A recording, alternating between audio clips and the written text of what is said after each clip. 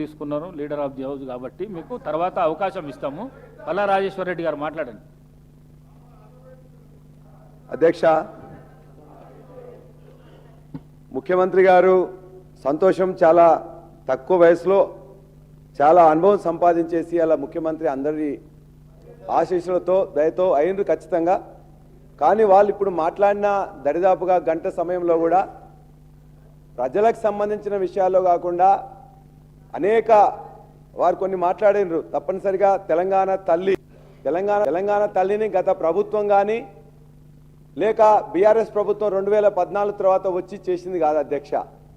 ఉద్యమ సమయంలో అనేక మంది శిల్పులు వాళ్ళు తయారు చేసింది తప్ప ఆర్ఎస్ పార్టీ లేకపోతే ఆనాడున్న టీఆర్ఎస్ పార్టీ తయారు చేసింది కాదు. వాస్తవం అది. మేము చెప్పడానికి వినకపోతే మీరు ఓకే మీకు తెలియజేస్తున్నాం. ఉద్యమ సమయంలో ఎక్కడున్నారండి? ఉద్యమ సమయంలో ఎక్కడున్నారండి? ఇగో తెలంగాణ ఉద్యమ సమయంలో అదే విధంగా వారు చెప్పారు జయ జయ హే తెలంగాణ అని చెప్పేసి. కొత్తగా ఇవాళ జయ జయ తెలంగాణ అంటున్న సంతోషం. ఉద్యమ సమయంలో ఎక్కడున్నారు సార్?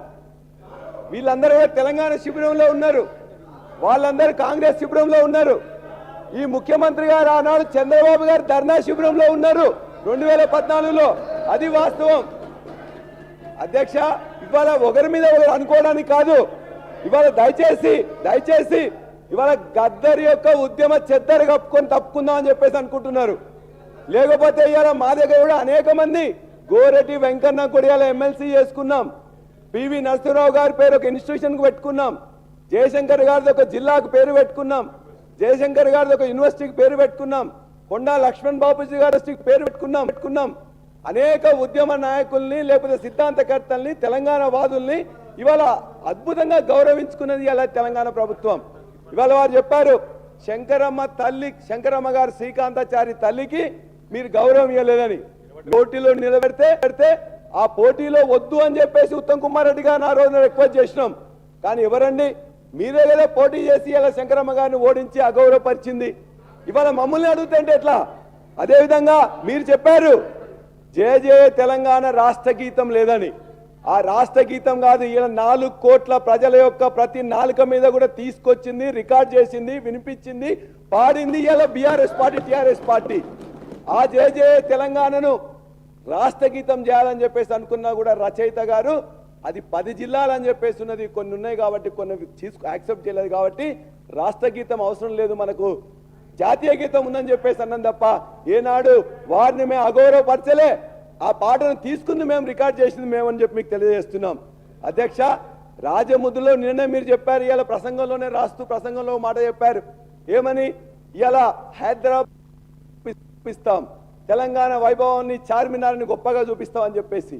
చార్మినార్ ఎప్పుడో 450 సంవత్సరాల కింద వచ్చిన దాన్ని, అదేవిధంగా మత సామరస్యానికి ఇవాళ ఉన్నదాన్ని, ప్రతీకగా ఉన్నదాన్ని కాకతీయులు అద్భుతమైన సేవ ఈ ప్రాంతానికి తెలంగాణ ప్రాంతానికి చేసిండ్రు. గొలుసుగట్టు చెరువులు తీసుకొచ్చిండ్రు. ఈ ప్రాంతం ప్రజలు తినడానికి కావాల్సిన నీళ్లు కావాల్సిన చెరువులను వాళ్ళు కట్టిననే ఉద్దేశంతో ఆ రాజముద్రలో పెట్టుకున్నాం తప్ప రాజరికాన్ని కానీ ఇంకోటి కాదు అధ్యక్ష. ప్రజలకు కావాల్సిన తీసుకొచ్చిందని పెట్టినాం అంతే తప్ప. ముఖ్యమంత్రి గారు వారు ఒక మాట అంటారు, మీరు అన్నిట్లో కూడా ఇక్కడ సహకారం కావాలని. కానీ అంతర్జాతీయ సమావేశాలకు పోయి కూడా అక్కడ కూడా మమ్మల్ని తిట్టడమే ఎట్లా సబబు అధ్యక్ష? అక్కడ కూడా రైతు భరోసా మేము ప్రకటించమని చెప్పారు. మేము ఇవాళ వారు ఏదైనా ఏ పథకం ఇచ్చినా ఆ పథకం జరగాలని చెప్పేసి చూసుకుంటున్నాం. వారు ఇలా చేసినట్టే రైతు భరోసా అని అక్కడే మొత్తం కూడా మేము ప్రారంభించమని చెప్పేసి అబద్ధం చెప్పారు. అది ఎట్లా సబబు అధ్యక్ష? మేము అడుగుతున్నాం.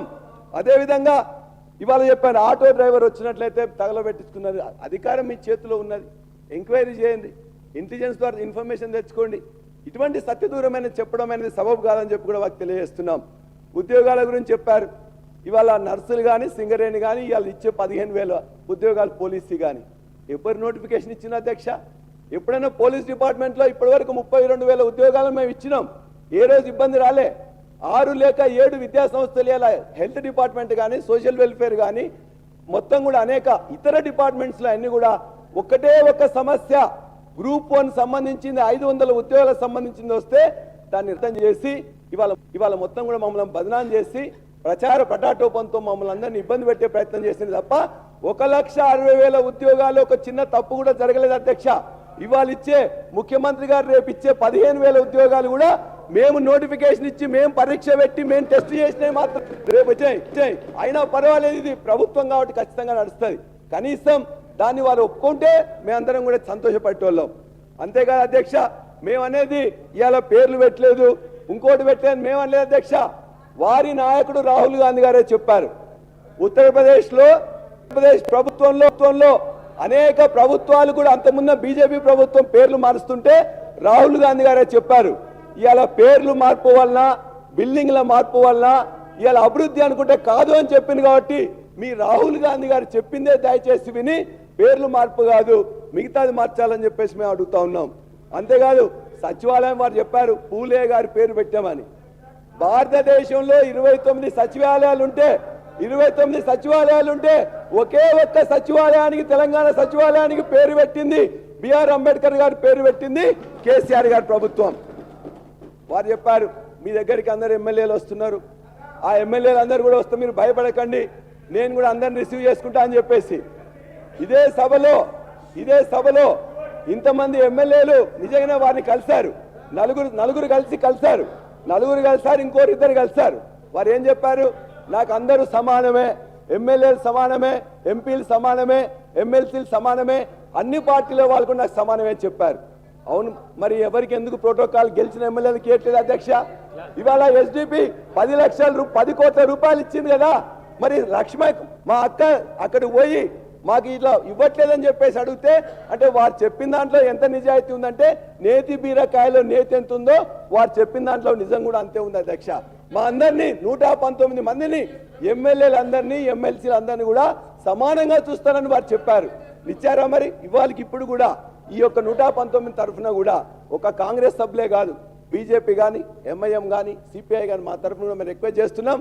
మేము కూడా ప్రజల చేత ఎమ్మెల్యేగా ఎన్నుకోబడ్డాం కాబట్టి మాకు ఇచ్చే నిధులు కానీ, విధులు కానీ, ప్రోటోకాల్స్ కానీ మీ తరఫున, ఈ అందరి తరఫున ముఖ్యమంత్రి గారిని రిక్వెస్ట్ చేస్తున్నాం. మీరు చెప్పింది కాదు ఇప్పుడే, వారందరూ కూడా మేము సమానంగా చూస్తాం, సమానంగా చేస్తామని. నిజంగా మీకు నిజాయితీ ఉంటే ఖచ్చితంగా దీన్ని ఇమ్మీడియట్ గా అమలు చేయాలని చెప్పి మేము కోరుతా ఉన్నాం. అధ్యక్ష, ఇవాళ మేము చివరి మాట ఒకటే అధ్యక్ష, చివరి మాట ఒకటే అధ్యక్ష,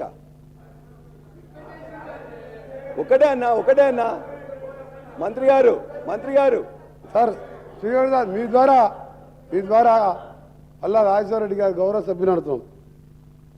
సచివాలయానికి అంబేద్కర్ గారు పేరు పెట్టానని 10 సంవత్సరాలు ముఖ్యమంత్రిగా ఏనాడైనా అంబేద్కర్ గారి జయంతి కానీ వర్ధంతి కానీ వెళ్ళి దండ వేసిందా, నివాళులు అర్పించిందా? దేశంలో ఒకే ఒక ముఖ్యమంత్రి ఈరోజు అంబేద్కర్ జయంతి రోజు కానీ వర్ధంతి రోజు నివాళులు అర్పణ ముఖ్యమంత్రి ఎవరనంటే అది కేసీఆర్ గారు. 80 సంవత్సరాల వయసున్న రోషయ్య గారు కూడా అర్ధగంట ముందొచ్చి నివాళులు అర్పించి 3 గంటలు అక్కడ గడిపేవాడు అధ్యక్ష. మీరు అంబేద్కర్ గారు పేరు తీసుకునే అర్హత కూడా మీకు లేదు. ఇవాళ మీరు కట్టి అంబేద్కర్ గారు పేరు పెట్టింది ఎవరు అధ్యక్ష? ఆ రోజు మేము పెట్టినాం.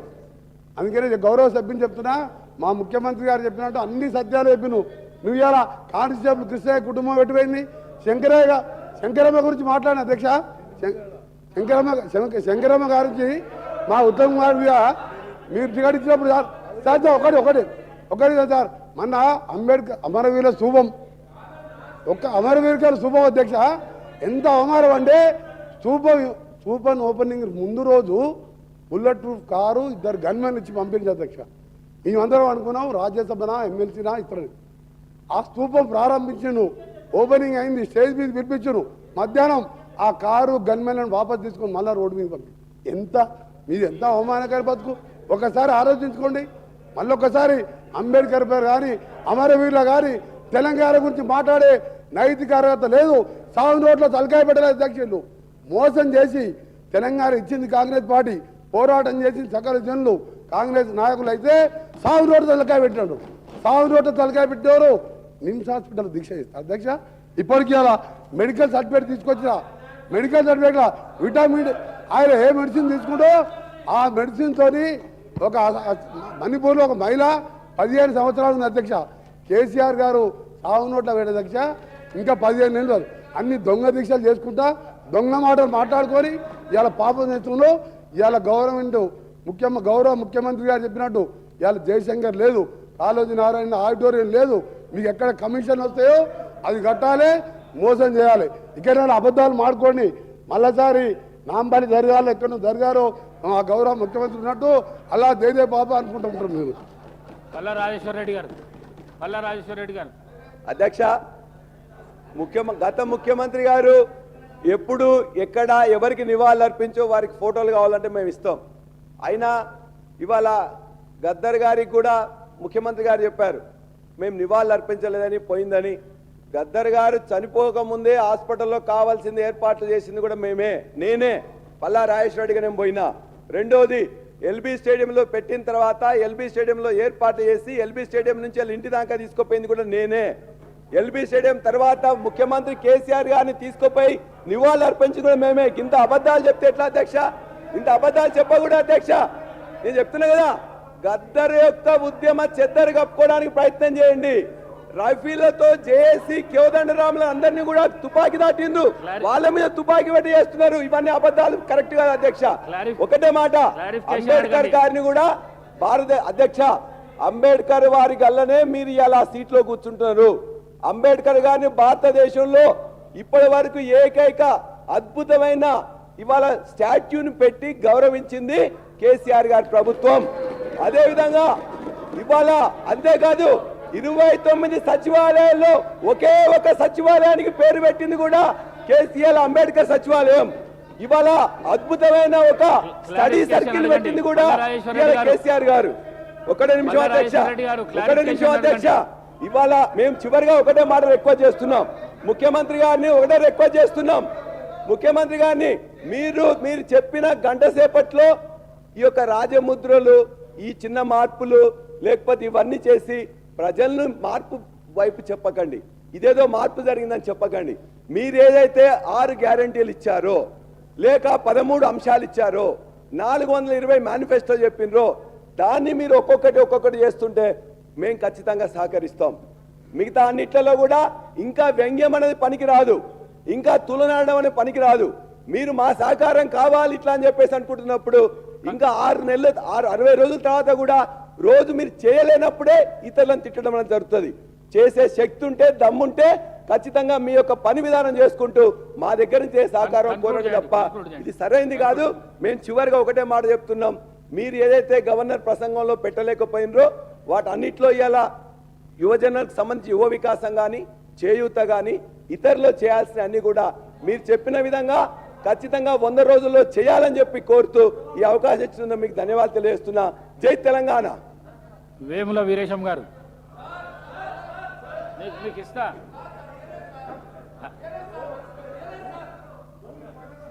హరీష్ రావు గారు మీకు తప్పకుండా మైక్ ఇస్తా, నేను తప్పకుండా మీకు మైక్ ఇస్తా.